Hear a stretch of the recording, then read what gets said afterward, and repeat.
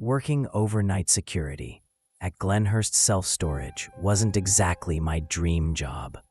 But after the layoff, I wasn't in a position to be picky. The facility was quiet, the paycheck steady, and the only real responsibility was monitoring the CCTV feeds and dealing with the occasional drunk who tried to nap behind the dumpsters. Easy. Boring. Predictable. Except for Unit 317. The alarm first went off on my second night. A piercing beep cut through the quiet just after 2:17 a.m., sharp enough to jolt me upright in my chair. Unit 317, door breach. I pulled up the camera. The door was shut, light off, padlock in place. Not a soul in sight. I waited. 2 minutes passed. 5, 10. Nothing moved.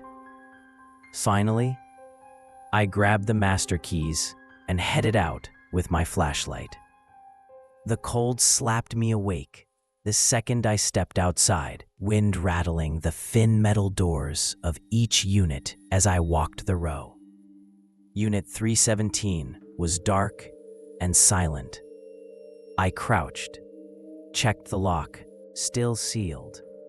Then I checked the door magnets. Unbroken. No tampering. The alarm made no sense. I chalked it up to faulty wiring and headed back inside. But the moment I sat down at the security desk, I noticed something on the monitor. The timestamp, 2:28 a.m. The alarm triggered at 2:17. Exactly 11 minutes. Strange coincidence, I thought. I'd learn later, it wasn't a coincidence at all. The next night, I watched the clock. 1:58 a.m., 2:05, 2:10, 2:15. I leaned closer to the monitors. At 2:17 a.m., the alarm blared again. Unit 317. Door breach. Same as before. Same timing. Same camera shot. Empty, untouched, undisturbed. I went out again. Everything looked normal. But when I checked the access logs, something I hadn't done the night before, I felt a cold trickle down my spine. Unit 317. Entry authorized time, 2:17 a.m. Duration, 11 minutes. Exit, 2:28 a.m. I checked the footage from that exact time. The camera showed an empty hallway. No one walking in. No one walking out. Nothing moving at all. The system logged someone being there for exactly 11 minutes. Someone the cameras didn't see. I printed the log and brought it to my supervisor, Mark. He was older, gruff, the kind of man who'd seen too much of life and wasn't impressed by any of it. When I showed him the paper, he didn't even blink. "Oh," he said, 3:17. Again, that alone told me everything I needed to know. This wasn't new. "Who rents it?" I asked. He scratched his chin, uncomfortable. "Rented," he corrected quietly. "Guy died last year. Heart attack in his truck." "So why is the system logging entries every night?" Mark's jaw tightened. "Because someone is entering it." I shook my head. "But the cameras don't show anyone." He looked me dead in the eyes. "Son, if you want to last here, don't go near that unit again." "That's not an answer," I snapped. "It's the only one you're getting. Whatever's in there isn't our business." I stared at him. You're telling me not to investigate a unit that opens itself every night? I'm telling you not to start paying attention to things that survive the man who used to. Something cold crawled up my spine. What was stored in there? He didn't answer, just got up and walked away, leaving the log on the table between us. Night 4 is when things escalated. I watched the camera for Unit 317 obsessively. Zooming in so close the pixels blurred into blocks. But everything stayed calm, still, dead, until 2:17 a.m. Unit 317, door breach. Except this time, the door didn't stay perfectly shut on camera. It rattled, a tiny tremor, barely there, like someone had touched it. I grabbed my jacket and keys and sprinted out the door before I could overthink it. Halfway down the row, I stopped because I heard something. A faint rustling from inside Unit 317, like someone moving boxes around, or pacing. I stepped closer, heart pounding. "Hello?" I whispered. The sound paused. Then, 3 slow footsteps inside, deliberate, measured, close to the door. I stepped back instinctively. "Is someone in there?" I called out, trying to sound confident. Before I could finish the sentence, the entire row of units groaned. Metal expanding, doors vibrating in their frames. A burst of icy air rushed past me like someone brushing by at speed. Then it all went quiet. Too quiet. My walkie crackled suddenly. "Don't." Mark's voice, hard, fierce. More emotion in one word than I'd heard from him all week. "Back away from that door." I swallowed. "Mark, there's someone inside." "No," he snapped. "There isn't. But I heard." "You didn't hear him," he said quietly. "You heard the place remembering him." My blood ran cold. I backed away slowly, one step at a time, keeping my eyes on the motionless door of Unit 317. That's when my radio crackled a second time. Except it wasn't Mark.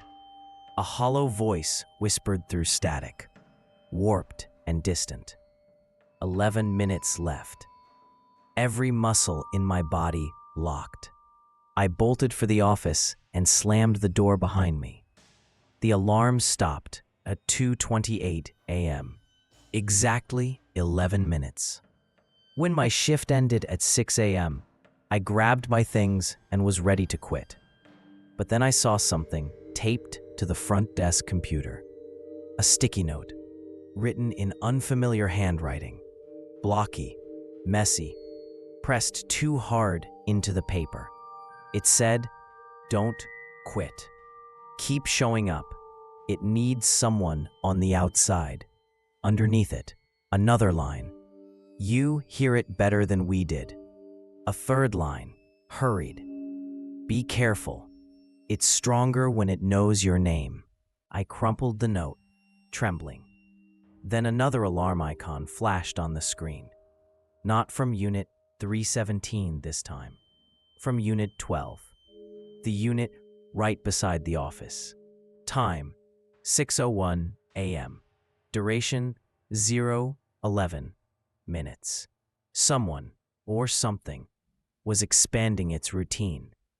And when I turned toward the window, the roll-up door of Unit 12 lifted an inch. Just enough for someone inside to see me. And tap, once, twice, a slow, rhythmic warning. Or invitation. I didn't wait to find out which. I ran. I didn't go back to Glenhurst that morning. I didn't sleep, either. My body was exhausted, but my brain kept replaying the sound I heard on the radio. That warped, breathless voice, whispering, 11 minutes left. My boss brushed it off as equipment malfunction. But that wasn't equipment. That was someone, or something, speaking through a system not meant for voices. I promised myself I'd quit. I promised myself I wouldn't go back. But at 10:30 p.m., an hour before my next shift, my phone buzzed with an unknown number. A text. Attend your shift. Units can't watch themselves. My stomach dropped. No signature. No emoji. Just cold instruction. I told myself it was a prank. Some hacker playing games. Still, I drove to work. Because I needed the job. Because I couldn't risk losing my apartment. Because fear wasn't enough to pay bills. But if I'm being honest, I drove there because I needed to know the truth. When I arrived, Mark was already sitting in the office. With both hands gripping a cup of coffee, he wasn't drinking. "Sit," he said without looking at me. I did. He rubbed his face, defeated. "You shouldn't have checked Unit 317. I stared at him. "Why not tell me that before hiring me?" "Because you weren't supposed to notice it." My skin prickled. "What the hell does that mean?" Mark lifted his eyes. I'd never seen fear in them before. "Most guards ignore the alarm," he said. "They look at the monitor, see nothing, shrug, and stay put. They don't hear the knocking. They don't see the door shaking. They don't read the logs." "So I'm the problem?" I snapped. "You're the only one who responded. That's why it chose you." Cold washed over me. "It?" I whispered. Mark slid a manila folder across the table. Inside were old access logs. Years worth. Every single night, the exact same thing. 2:17 a.m. Entry, 2:28 a.m. Exit. For 11 minutes every night, even after the owner died. But something else caught my eye. Older logs didn't say entry, they said reset. Every hair on my body stood up. "Reset what?" I asked. Mark shook his head. "No one knows. We don't open the unit. We don't go near it. That was the rule." "And Unit 12?" I whispered. He flinched. I'd never seen a grown man flinch that hard. "Sometimes," he whispered. "It spreads. A leak. Like a crack in the schedule." "So what am I supposed to do?" I asked. Mark slid me a small device, a panic button, a physical one, not part of the security system. "If you hear anything tonight," he said, "you press this. And you do not go outside. Understood?" I nodded. But the second I stepped outside the office, I heard my name. Soft. Faint. Drifting between the metal rows like someone whispering through a tunnel. "Hey." I froze. "Hey, you." The voice wasn't human. It stretched the way a voice sounds underwater. Elongated vowels, metallic edges. Then it spoke clear as day. "Come check 317. I stepped backward until my shoulder hit the office door. "No," I whispered. A silence fell over the entire facility. Then, bang, Unit 317's door slammed from the inside hard enough to rattle the ones beside it. Bang, another hit, angrier, demanding. The alarm blared. Unit 317, door breach. But this time, the timestamp was wrong. It wasn't 2:17 a.m. It was 11:59 p.m. The nightly entry started early. The radio on my hip crackled. Static. Then that same warped voice whispered, "You're late." I bolted into the office. slammed the door, and hit the panic alarm button so hard my thumb split. Nothing happened. The room stayed dark, silent, dead. Then my computer monitor flickered back on. Not CCTV, not logs. A live feed. Inside Unit 317. But here's the thing. The unit has no camera. Pitch black. Then slowly, something began to move. A shape. A figure. Dragging itself out of the darkness toward the roll-up door. And as it reached the camera, its face tilted upward. It was gray, sunken, wrong. But worst of all, it had my uniform on, and a name tag identical to mine. It leaned close to the camera and whispered, 11 minutes. Let me in. As it spoke, the office door handle began to turn, slowly, deliberately. I backed up against the wall. The handle kept turning, and a voice outside, in my exact tone, said through the thin office door, "Open up. Mark's gone. It's your shift now."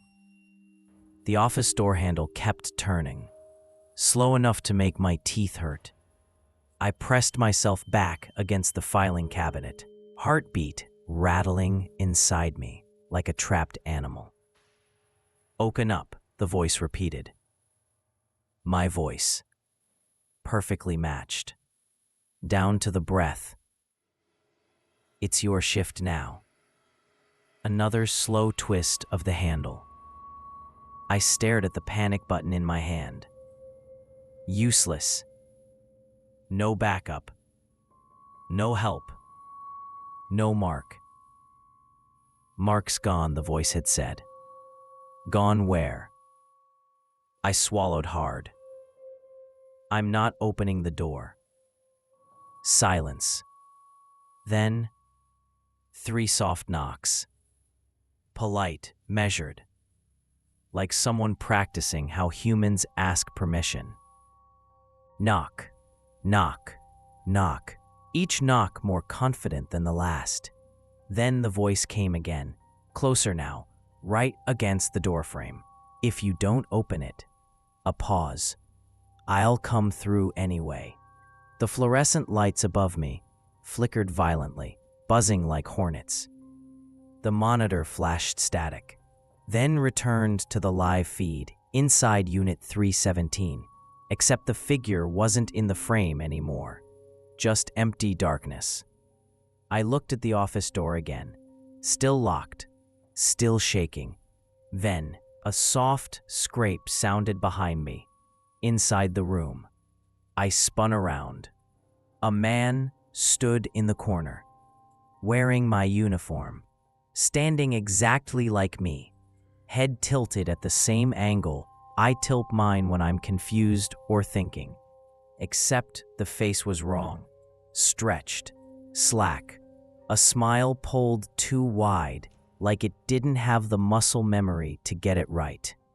It took one step forward, shoes scraping the tile.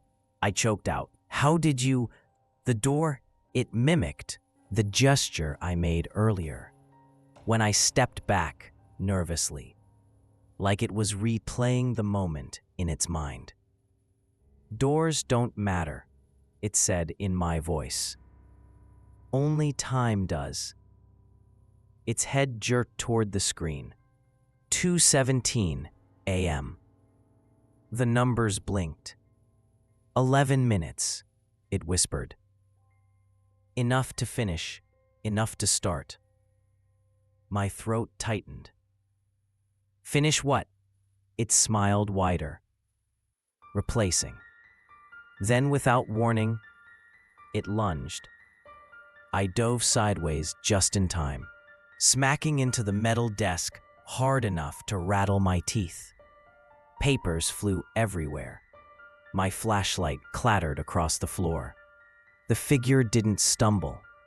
It didn't react like the human would. It simply recalculated, then turned toward me with jerky, puppet-like precision. "Stop," I shouted.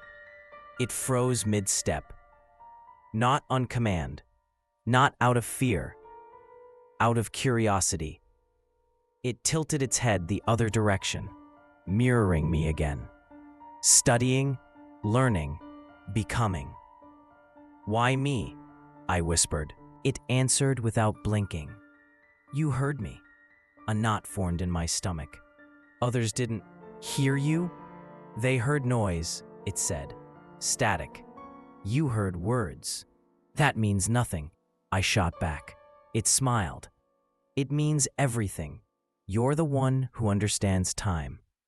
"What does that—" A violent pounding on the office door cut me off.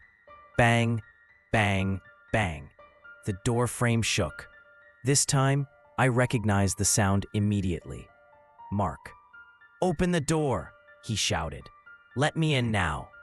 The figure in the corner froze again.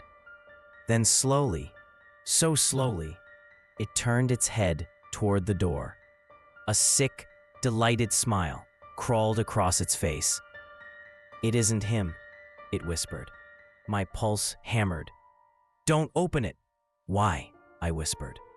It leaned closer, its face inches from mine, breath cold and smelling like dust and metal.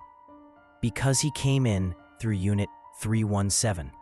The pounding outside intensified. "Open it! Hurry!" I backed away from the creature, no, the copy, and pressed against the far wall. The door handle twisted violently. The lock bent inward.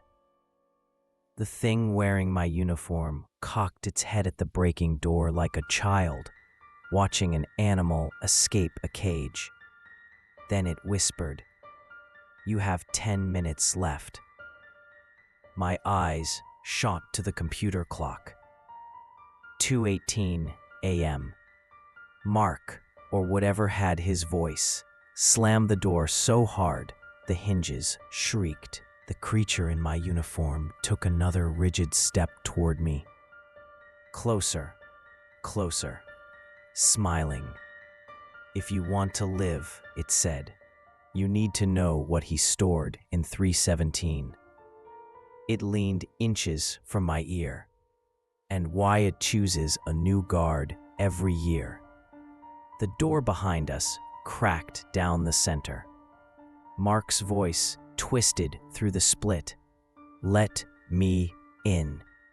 The creature stepped back from me, blending into my shadow, disappearing like a reflection in a broken mirror. Then its voice came from somewhere above me, soft, crawling along the ceiling tiles. "Run if you want. You still have 9 minutes." The office door cracked down the middle like a splitting bone. Mark's voice, or the thing using it, hammered through the gap. "Open this door right now." But the reflection copy of me was gone, melted into the corners of the room, like it folded itself out of sight. I couldn't even hear its breathing anymore. The computer clock blinked. 2:19 a.m. 8 minutes left. My pulse thrashed. I didn't have 8 minutes. I barely had one. The door warped again as another blow landed. Dust rained from the frame. "Let me in. He's in there with you." I stumbled to the far wall and grabbed my flashlight. Not as a weapon. It wouldn't help. But because the beam was the only thing in the room that felt like it belonged in the world I understood. A new voice whispered from behind me, right at my shoulder. "Wrong door." I spun around, heart in my throat. The copy's face hovered inches from mine, impossibly close without making a sound. Its eyes widened too far, like a mask stretching over the wrong skull. 317, it breathed. "Now." "I'm not going in there," I whispered. "You already have," it said. The door frame exploded inward. A hand, Mark's hand, shot through the splintered wood, fingers clawing blindly for me. But as the fingers groped through the dust, something was wrong. Too many knuckles. The joints bent backward. The nails were too long. Mark's voice growled from the other side, deeper than any human voice. "You can't stop this." The copy yanked me backward before the hand could grab my shirt. My spine hit the floor hard, pain spiking through me. "Move," the copy snarled. "What are you?" It didn't answer. It didn't have to, because the moment I scrambled upright, the computer monitor glitched, and a new log entry appeared in bright, blinking red. Unit 317. Exit scheduled. 217-228. My breath stuttered. Exit, not entry. The logs for the past year. They weren't tracking someone going into Unit 317. They were tracking someone, or something, coming out. Every night. For 11 minutes. The pounding at the office door suddenly stopped. Silence swallowed everything. My ears rang. The copy grabbed my wrist and pulled me toward the hallway. Its skin felt wrong, cold, hollow, like touching a mannequin pretending to be warm. "Why are you helping me?" I gasped. Its lips twitched. "I'm not helping you." The hallway lights clicked on in a perfect ripple, one fixture at a time, leading down the row of storage units, like runway lights. A path toward Unit 317, the one door in the facility glowing under a flickering fluorescent strobe. 2:21 a.m. 7 minutes left. The wind outside howled between the metal rows, carrying dust and the metallic smell of old concrete. My breath came out in white bursts as I approached the unit. The copy walked beside me, matching my pace, matching my breathing, matching my fear. "Why did it pick me?" I whispered. The copy smiled, that too wide, too empty smile. "Because you listened." "To what?" "To him," I swallowed. "The previous owner?" "Owner." The thing laughed softly. "Is that what you think he was?" The alarm on Unit 317 flashed silently. No siren this time, just a pulsing red glow around the handle, like a heartbeat under metal. The door trembled. The copy leaned close. "You need to understand something before he comes through." "Understand what?" I whispered. Its head jerked at an unnatural angle. "No matter what you've been told, he never stored anything in that unit." A step closer. Cold air pressed against my neck. He was stored. My hand went numb around the flashlight. "He's the one that was locked in there for 11 minutes a night, so the world wouldn't shake apart." The metal roll-up door banged from the inside, loud enough to rattle my bones. Bang. The copy didn't flinch. I did. "Why let him out now?" I whispered. "You opened the pattern," the copy said matter-of-factly. "You went to the door. You listened. You acknowledged him. You let him know you can hear." The metal door convulsed again. Bang, bang, bang. 6 minutes left. "He's coming," the copy whispered. "What happens when he gets out fully?" The smile vanished. "You take his place." My pulse skidded. "No, no, no, no." "That's how the reset works," the copy hissed. "One guard inside for 11 minutes. One guard outside to witness. Every night. Year after year. until someone like you volunteers without knowing it. I never volunteered, I rasped. You did, it said softly. At 2:17, on your first week, when you walked toward the door. The unit shuddered again. Bang. This time, it was weaker. Not from lack of force, from proximity. He was right behind it. 2:24 a.m. 4 minutes, wind ripped through the corridor, lifting dust in spirals. Every unit door clanged like something enormous was moving underground. The copy stepped closer, its voice flattening. When this door opens, you'll see him. Don't run. Don't scream. Don't speak. Just step inside for 11 minutes. I'm not going in, I whispered. The copy paused. Then its expression twisted into something startling. Fear. Real fear. If you don't, he'll replace you. Out here, with your face, your voice, your shift, your life. Cold tore through my chest. That was the moment I understood. The copy wasn't trying to replace me. It was trying to warn me. 2:25 a.m. The door lock snapped. A sharp metallic shriek.